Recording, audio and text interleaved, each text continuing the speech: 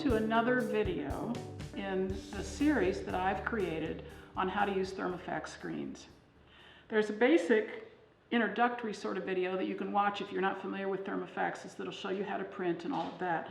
But essentially what we've got here is the equivalent of a small silk screen that's made with this special polyester plastic combination film and a carbon toner copy. Okay.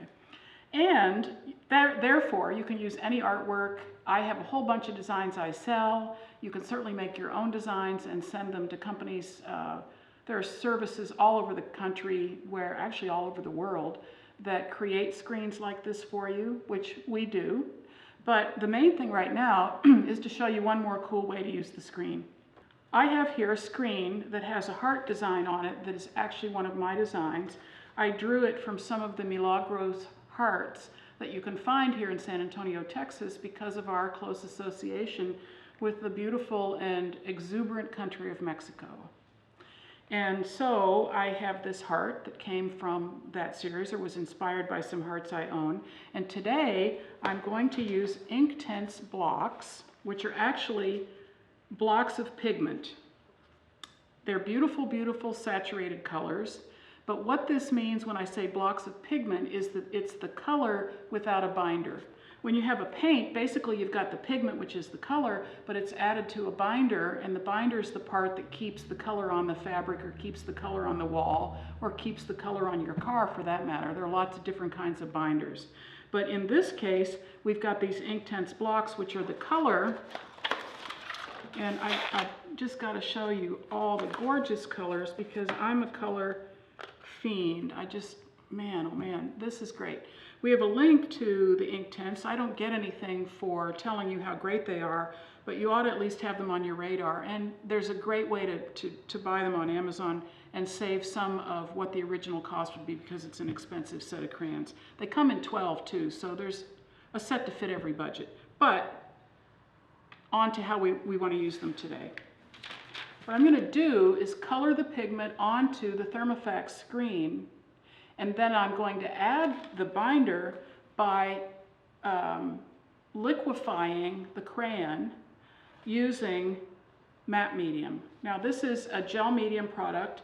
It's thin. Can you hear it? It's a little bit like milk, the consistency, and it's perfect for liquefying the crayon once I've put it on the screen so that then I can use a squeegee to print the design onto, in this case, a fabric background. But you could put it on paper too. You can put it on watercolor paper. You can put it really on any substrate. Probably has to be flat. I couldn't print it here without taking off my shirt, and that would mean an X-rated video, so we won't do that this time. But I'm going to put paper underneath the screen before I do the coloring, because it will go through the screen and I don't want to get crayon that isn't stable onto my printing cloth or really onto anything, which is why I want to use this is just a piece of parchment paper underneath. Now, the screen, if you have one, you'll need to know this. The screen has a side where you can feel the plastic. You can feel the fact that it's a little bit rough where the plastic was pulled off in the process of burning the screen. And the other side of the screen is just the polyester surface. So it's the polyester surface, and we mark our screens top or front. If you've got screens, you might want to do the same, so you never forget to have the polyester side up. That way the screen will last longer, because if I keep degrading either through using the crayon or with the squeegee, if I beat up this side that has the plastic on it very often, the screen won't last that long. So I'm going to put the polyester side up, and then I'm going to take I don't have to be real careful about how I put the color on, and you'll see why when I start printing it.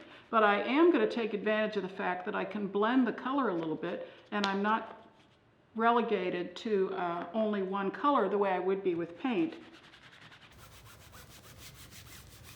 Now, I'm going to probably be able to make more than one print from this, which you'll see in a minute. And whether or not I can get more than one print out of this screen will have to do with how much crayon I put on it. So I don't want to err on the side of too little crayon. Although if I did, you know, what the heck, it's one screen, you can do it again. So I'm going to kind of blend it like that. And you might want to wear a glove, especially if you spend money on your nails, which I don't, because the crayon gets on your fingers. I don't think it really would hurt you, but it could be a problem if you try to, you might have streaks on your face if you're not careful. So anyway, behave accordingly. You've been warned. Now, I have the perfect squeegee for the job, and that's a really thin blade. And if you don't have a squeegee like this, which you can get from me and possibly other places, I think in the UK there's a carrier that sells these. You could use a credit card or a Bondo scraper. You don't have to have the fancy squeegee. It's nice to have this blade because it's a little bit flexible.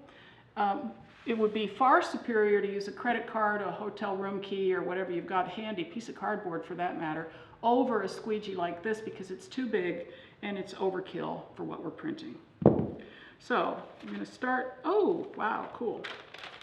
There's a preview of what's going to happen, which is why it was important to have the paper underneath, because there isn't any binder. So if I put that under running water, it would completely dissolve and disappear, which is why we need a binder that's permanent on fabric, which is what's true of the matte medium.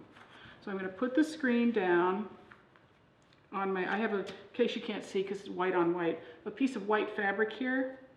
And it's a little longer than what would accommodate one image because I'm hoping that I can get 3 images out of this screen. So I'm going to put the matte medium at the top on the tape. And then I'm going to pull the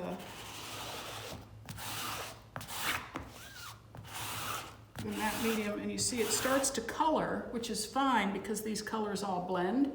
But you would want to think carefully about that. If I had green and blue mixed in here, I'm not saying it wouldn't be nice, but it would definitely start blending like this.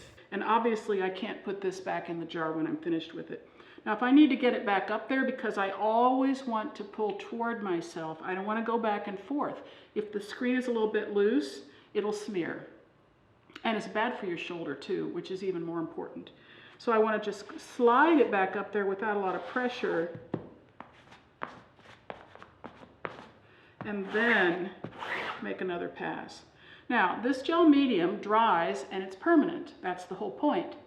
But the secondary issue then is that you want to keep printing and not stand around talking, because when you finish your printing, you need to go directly to the sink and wash out the screen so that it's not ruined when the gel medium dries. Oh, I love this. God, life is good, right? So let me see if I can put this down so I can turn it around for you. Pretty, huh? I'll say. Wouldn't that be great on a t-shirt? Just think of the applications of things you can do. Okay, now over here, I usually need to cover this if I'm going to put the screen down, and I used up the parchment paper that I would have used, so I'm just going to put my notes right here and put this down. The main reason I'm doing that is so this edge of the frame doesn't land on wet printing, because then I'll get a ghost image back here that will transfer later and make me cry. So slide it back up there.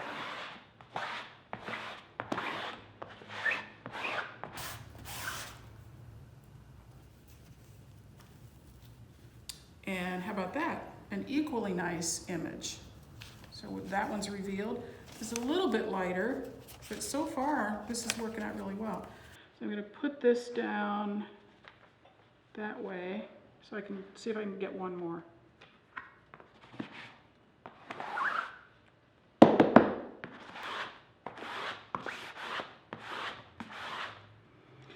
Sometimes when I'm printing, I wouldn't make as many passes, the scraping that I'm doing, because I might be concerned that I would overprint and get too much printing. If I'm printing paint, it goes through the screen easier. In this case, I actually have to liquefy that crayon, and so that takes more pressure and it takes more passes. So there are rules of thumb about not making too many passes because you might get an overprinted image, but then sometimes the rules have to be broken based on, the materials that you're using. So just keep that in mind. Well, pretty great. I got one more. So that's 3 from just this screen. I'm impressed. I could probably get one more, but I don't quite know where to put it. Let's see. Oh well, I'm going to put it over here in the corner of the table, because then every time I print, I'll think about the fun Zen I had the day we did those screen printing Thermofax videos. Nice, it's a little bit lighter. But I would be remiss to stand here and continue talking to you because this needs to be rinsed out. But I think you've got all the information you need. You can also use aquarelle crayons, which are by a company called Caran, which is a French company. And any water-soluble crayons would work this same way. So the Inktense are like the cream of the crop, best color versions in my opinion. The colors are so concentrated. But the Caran are nice, and I'm sure there are other brands available that you might run across, and I would never turn my nose up at any creative product because what would be the point in that? So grab yourself some matte medium and some water-soluble crayons and basically white fabric, because these are transparent, so you can't really put them on a dark background or they won't show up. The color will be affected. Other than that, it's really straightforward. If you need some screens, come and visit me.